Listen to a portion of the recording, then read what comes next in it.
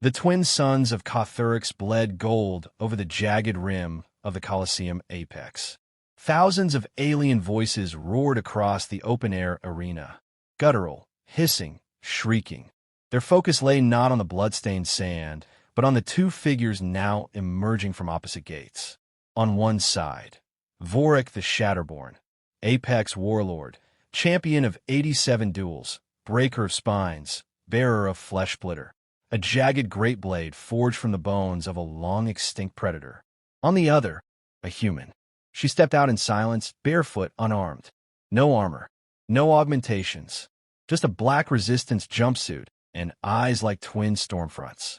She was small compared to Vorik, who loomed nearly 3 meters tall, covered in chitinous armor and ceremonial war paint. The crowd laughed. Loud, cruel, echoing laughter. The announcer's voice boomed across the amphitheater in multiple languages. Today, for your entertainment, the Apex Dominion offers a final spectacle. Elara Myles, Deathworlder female of the Terran species, pitted against our unbroken champion. Elara said nothing. She stepped onto the center of the sand with calm, calculated grace. Vorik let out a low snarl as he approached. "You are the Deathworlder?" he rumbled, disbelief dripping from his voice. "They sent a child?" Elara didn't respond. She stood still, breathing slow, eyes fixed on the Warlord. The crowd leaned forward, expecting fear, pleading even. 1 second. She blinked. 5 seconds. Vorik began circling her, dragging Flesh Splitter through the dirt, carving symbols in the sand with mockery. 10 seconds. No movement from the girl. 13 seconds. Then she moved. It was fast. Faster than Vorik, faster than the crowd could process. The blade came down toward her shoulder, a kill strike designed to cleave through armor and bone. She caught it. A single human hand, wrapped around the middle of the blade. No blood. No hesitation. Her grip didn't tremble. Then she broke it. A sickening crack echoed across the arena. The legendary warblade split down the center, metal shrieking as it tore apart. One half clattered uselessly to the sand. The other she dropped at Vorik's feet like discarded trash. The crowd went silent. Vorik staggered back. Shock spread across his broad, scaled face. He looked at the broken weapon, then at her. "Ow!" Elara didn't answer. She stepped forward.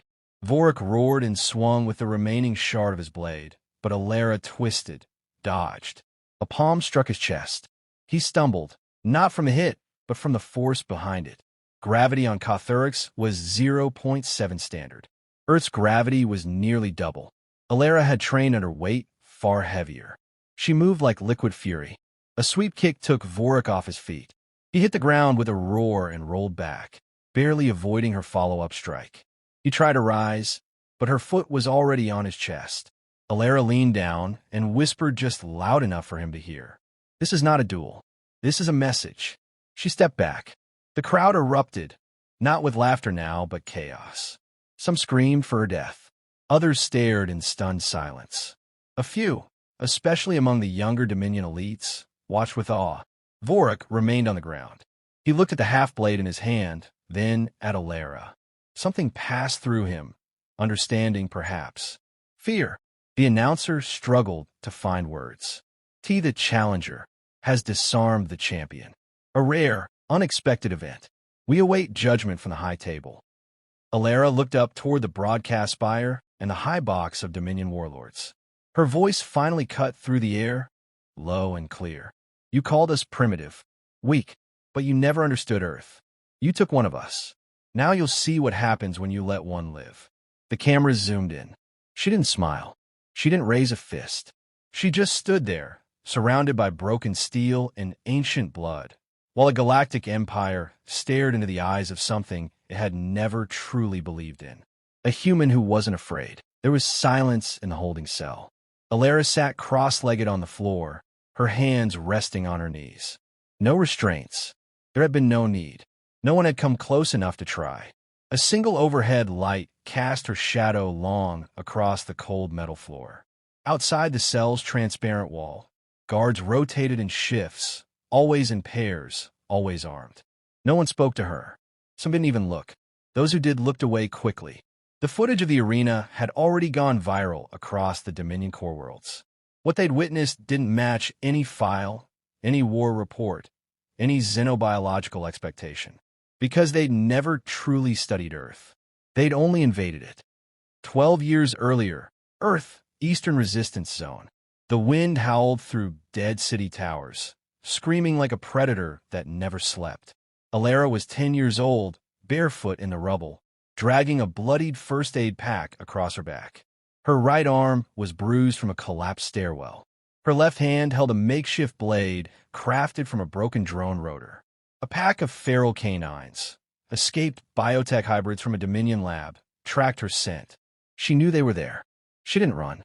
Instead, she crouched behind a collapsed crawler vehicle, heart hammering but breath steady. She waited until the Alpha lunged, and then she moved. Strike the eyes, rupture the throat. No wasted effort, no fear.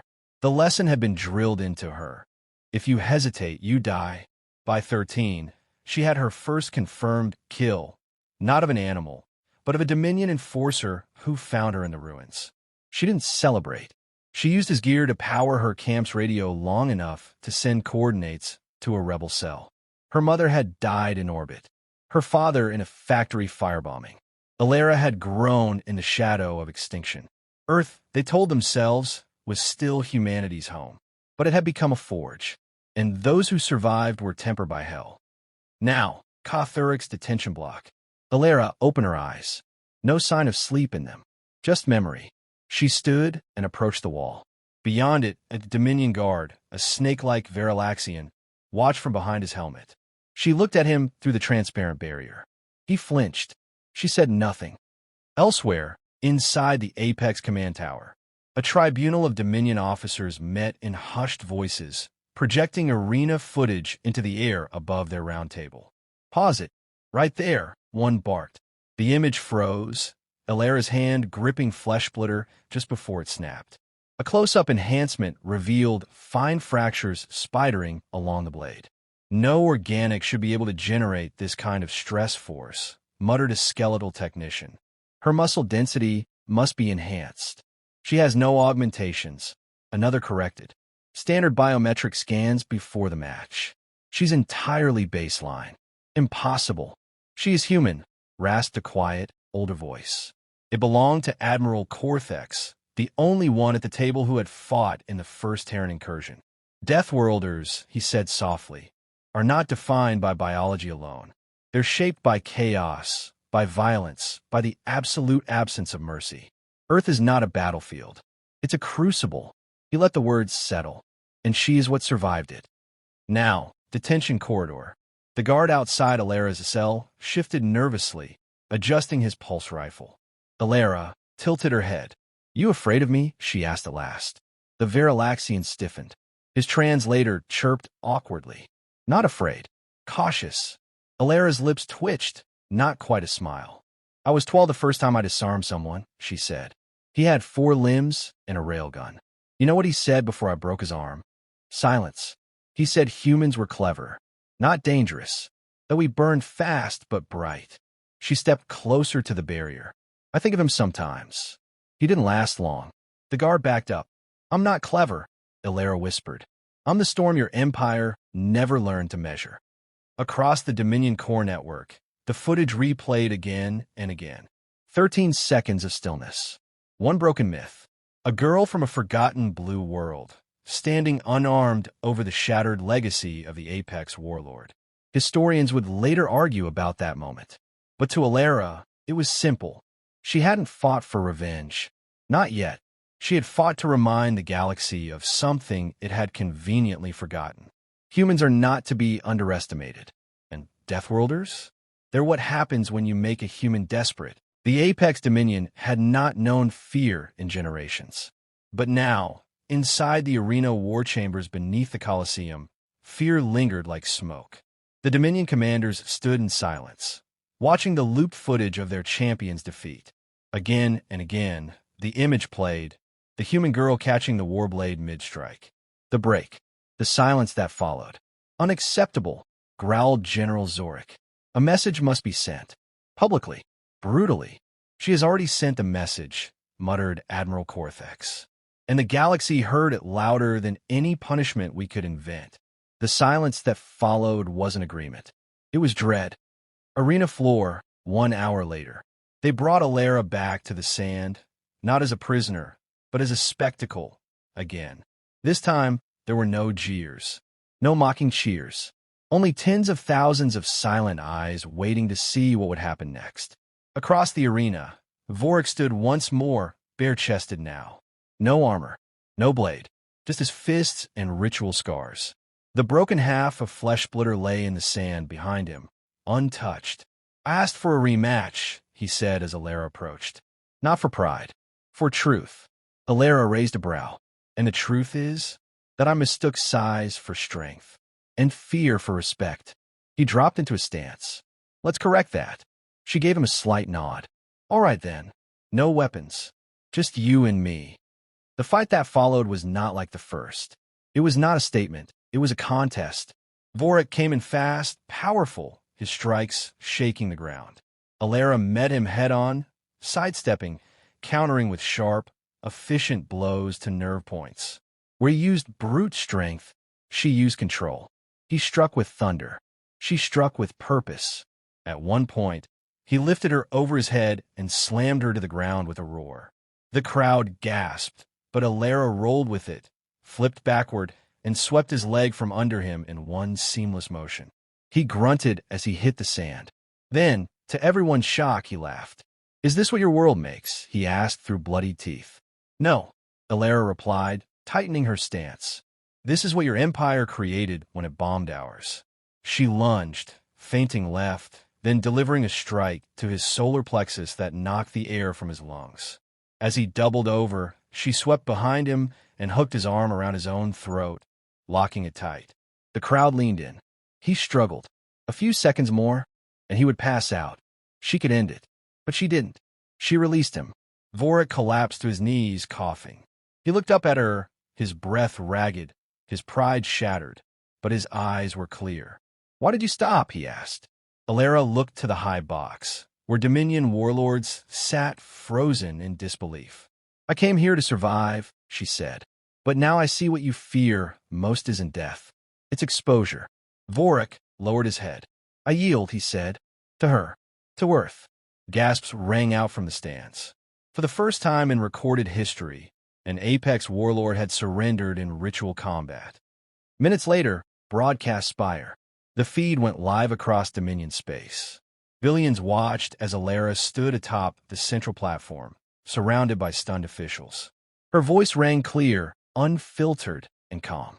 "This is not the end of a fight. It's the beginning of a reckoning. You claim to be the Apex, but your greatest warrior couldn't break a human. Not because he was weak, because your arrogance made you blind. Earth remembers everything. The bombings, the enslavements, the experiments. We have not forgotten, and we are not alone." She paused, letting the weight of her words settle across the galaxy. "There are other species you've oppressed, other voices you've silenced. Consider this your warning. Earth no longer fights for survival. We fight to break chains." She stepped back.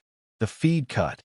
In a darkened chamber on the Dominion capital world, a scientist sat hunched over a reclassification terminal. He opened the Earth entry. Earth, Terran origin. Previous classification, Deathworld, Class 5. Updated classification, Category X, Strategic Threat, Unquantifiable. He stared at the screen. 13 seconds. That was all it had taken. He added one last line to the file. Note: any future interactions with Terran individuals should be considered high risk. They do not bluff. They do not bow.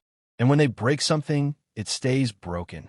The prison ship burned through Dominion space, cold and sleek, a vessel designed to carry the broken and the condemned. But in cell block Alpha 1, Elara Myles sat unshackled, staring at the stars through the reinforced viewport. Her transfer hadn't been announced publicly. No tribunal, no ceremony. Just quiet orders from frightened commanders. Officially, she was being moved to a maximum secrecy facility near the Dominion core.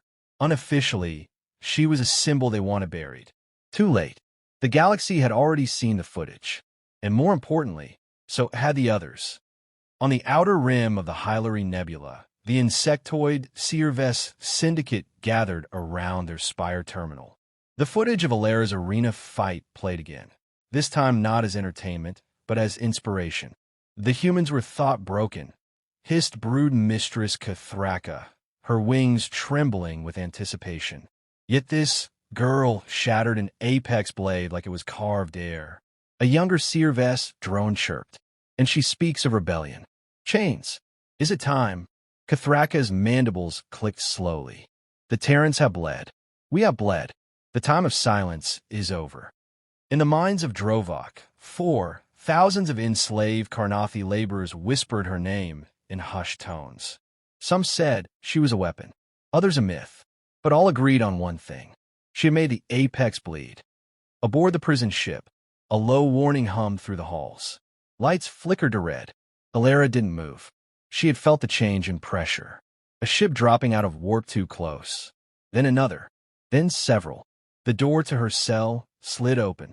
A Dominion officer stumbled in, weapon drawn, panic etched in every movement. You on your feet. Elara stood slowly, eyes steady. What's happening? Raiders. Scum from the outer arms. We're under attack. She smiled slightly. They're not raiders. What? Not scum either. A sharp clang echoed through the ship. Then another. Explosions.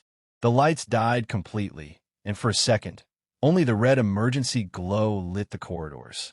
Outside her cell, boots pounded. The hiss of plasma cutters. Foreign battle cries in languages the Dominion hadn't heard screamed in centuries. The walls shook as the ship's mainframe failed. Then a different figure appeared in the doorway. Tall, armored in dark polymer and radiant blue light. Not Dominion. Not human. Seerves hybrid gear. Elara Myles? The voice asked through a helmet filter. We've come for you. The Dominion guard lifted his rifle, too slow. A dart flew. He crumpled. Elara stepped over the body, facing her would-be rescuer. Who sent you? The movement you started. She raised a brow. I didn't start anything. The soldier nodded toward the corridor. You stood. You survived. You shattered the lie that kept the rest of us quiet. That was enough. She followed them down the flickering passageways as more Dominion crew were neutralized. The ship had never expected coordinated resistance from so many factions. The Dominion was built on fear, and fear was beginning to fracture. As they moved, other cells were opened. Karnathi, Seerves, even a few silent Terran prisoners, pale, eyes bright with disbelief, fell into line behind her. In the central hangar, a cloaked ship awaited, faster than anything the Dominion permitted its vassals to own. Custom-made, human-designed. Elara paused at the ramp. You're telling me this is real? She asked. An alliance? Across species? Across blood? A Karnathi stepped forward, eyes glinting. Not an alliance. A reckoning. Weeks later, deep space transmission node. Unauthorized broadcast signal. A figure stood silhouetted against the starfield, face partially shadowed, voice clear. This is Elara Myles. I speak not as a soldier of Earth, but as its survivor. The Dominion has called us weak, unworthy, disposable, but we are still here. If you are watching this, if you have ever been branded lesser, crushed beneath their boots, mined for their fuel or bred for their wars, then hear this. You are not alone. We are building something new, from the ruins, from blood. We are not coming to ask for freedom. We are coming to take it. Somewhere, in a darkened war chamber of the Dominion High Command, a single sentence appeared on a threat intelligence console. Terran incursion imminent. The analyst's hand trembled as he updated the final line. Dominion status, stability compromised, resistance active, apex status revoked. And back in deep space, aboard the rebel vessel, Elara watched the stars scroll by, each one a system that had looked away while Earth burned. Her voice was calm as she turned to her allies. Time to wake them all up.